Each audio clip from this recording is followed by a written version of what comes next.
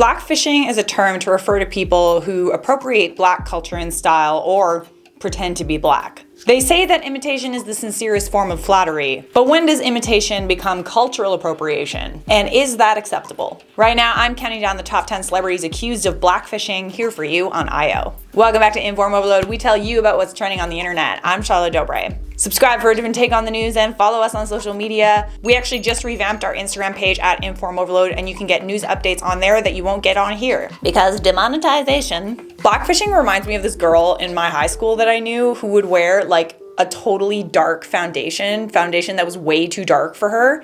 And I actually thought that she was black until she leaned over in math class and I saw her back and I was like, whoa, she's white. What the f?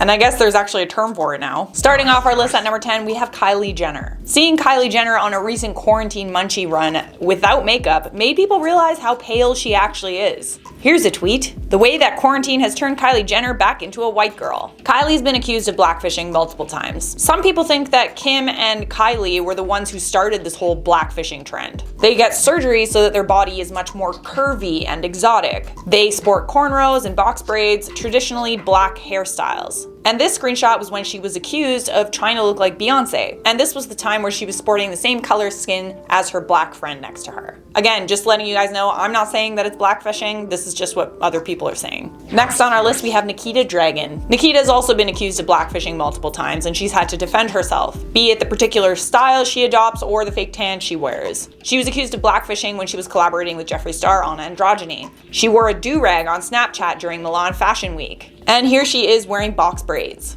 After the backlash, this is what she wrote in the box braids caption. I would just like to take this moment to show my love and appreciation for all the gorgeous black women in my life and also to those who follow me. I was inspired to do this box braid wig because I find it so beautiful. Too often, there's a double standard when another person takes inspiration from black culture. Suddenly, it's a new trend or it's renamed to be something else. Hearing stories of black women being sent home from school or work because of their braids is beyond disheartening. I will always use my platform to spread awareness and equality for all, but especially for women. And that's on period, love. Next up at number 8, we have Mae Hague. This Love Island star was accused of blackfishing when she wore a foundation shade that was far too dark for her. She uploaded a video called My Updated Makeup Routine. In it, she used a foundation shade that was around 10 shades darker than her actual skin tone. MAC Foundation NC42, which if you didn't know is about 3 shades up from a foundation that black women normally wear, which is NC45. She said that she uses the darker foundation because she gets paler in the winter, like all of us. But I mean, I feel like most of us have 2 shades of foundation for that reason. One for the winter and one for the summer. Many people came to her defense, however, arguing that wanting to be tan doesn't necessarily constitute blackfishing. At number 7 on our list, we have Jesy Nelson. Jesy Nelson is British. Both her parents are Caucasian. But there are a ton of threads of people compiling evidence, and she's been accused of blackfishing for years. Here's a photo of her as a baby as opposed to her now. The blackfishing claims were out in full force when she was sporting this dreadlock look. Many people felt the photos were offensive and called for her to be cancelled. Other people came to her defense, and if you're thinking about it historically, I mean, Vikings wore dreadlocks, and as far as I know, Vikings were pretty white. Here's another tweet. If absorbing elements of diverse culture is appropriation and therefore discouraged, where does that leave the cultural enrichment argument that is often used to support mass immigration? At number 6 on our list, we have Iggy Azalea. It's difficult to be a white rapper and not be accused of cultural appropriation. One celebrity that knows this all too well is Iggy Azalea. Iggy has never been accused of tanning to make herself look ethnic, as far as I know at least, correct me if I'm wrong.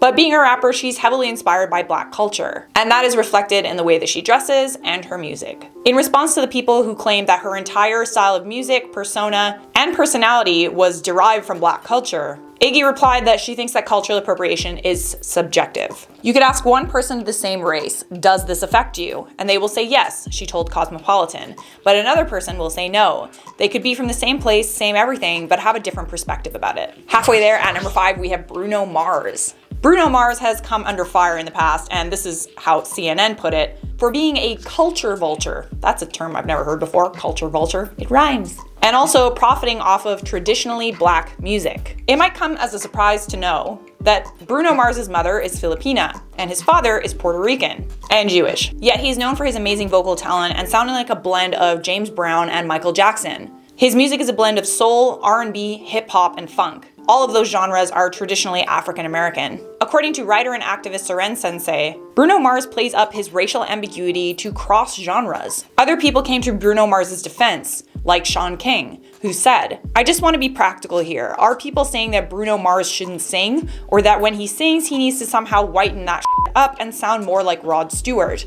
I'm dead serious. What type of music is this man allowed to do?" The thing is, if you're looking at it from a historical standpoint, pretty much all popular culture comes from black music. Plantation singing. Jazz and blues and gospel were born directly from plantation singing. Jazz and blues then branched off into country music and rock and roll, and that eventually became popular music. Without black music, we literally wouldn't have any of the popular music genres that we have currently today. We would all still be listening to like Chopin, which honestly I'm not that upset about.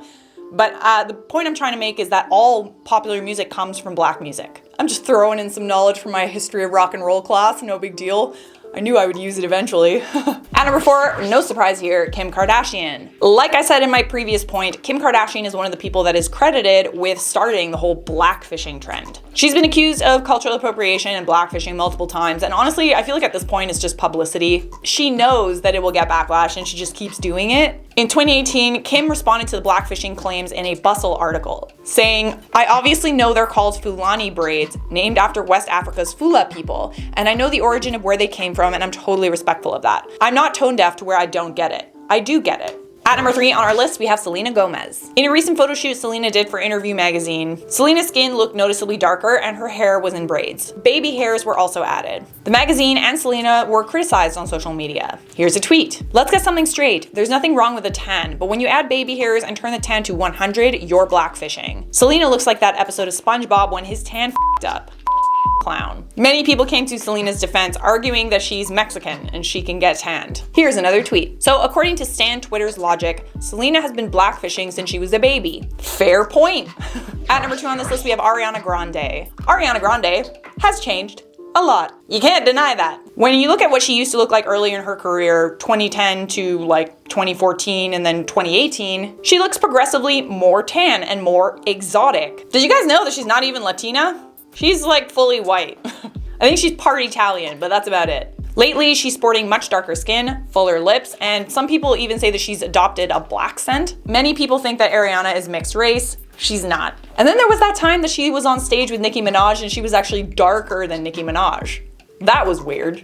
But then again, Nicki Minaj has also been accused of whitefishing or whitewashing. I don't know all the terms. The problem with Ariana is she appears more dark in, let's say, music videos, but then she picks and chooses when she wants to be darker. When she appears on the cover of Vogue, however, it's a different story. There's also the issue of her style. That issue started when Ariana filed a lawsuit against Forever 21 for using an image and her likeness. When they couldn't get her to model for them, they hired someone who looked like her and dressed her up like Ariana Grande. Ariana Grande does have a stylist, like most celebrities. A lot of celebrities aren't responsible for the image that they have. Her stylist hit back at claims that Ariana's been dressing in styles that she stole from RuPaul's Drag Race, Rihanna, and Sierra. Diet Prada published a mood board where most of the styles were inspired by black women. That mood board was for Ariana Grande's tour. Her stylist responded by saying that he is a black man. Ariana has worked with a stylist for years, which could explain why she's changed so much. And at number 1, we have Bad Baby, aka Danielle Bregoli. Danielle Bregoli is one of the most recent celebrities accused of blackfishing. I feel like she's turned it up to like, that's inappropriate. There was also that time in December of 2019 when she was seen sporting box braids. When responding to the criticism, she said, "To all the black females that are saying my hair ain't meant for box braids, guess what? Y'all hair ain't meant to be straight." Most recently, she appeared on Instagram stories wearing foundation that was far too dark for her.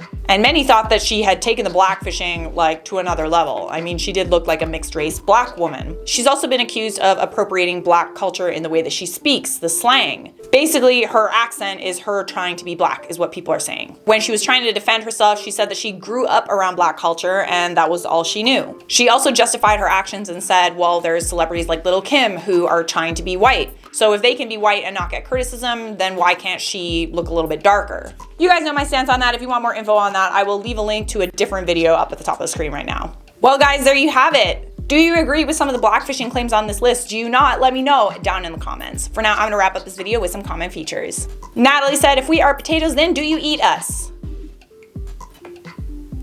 Yes. Ryan said, I found this channel by accident and now I can't get enough of all of you. Yeah. Suddenly I'm all about the shade and tea I see on here.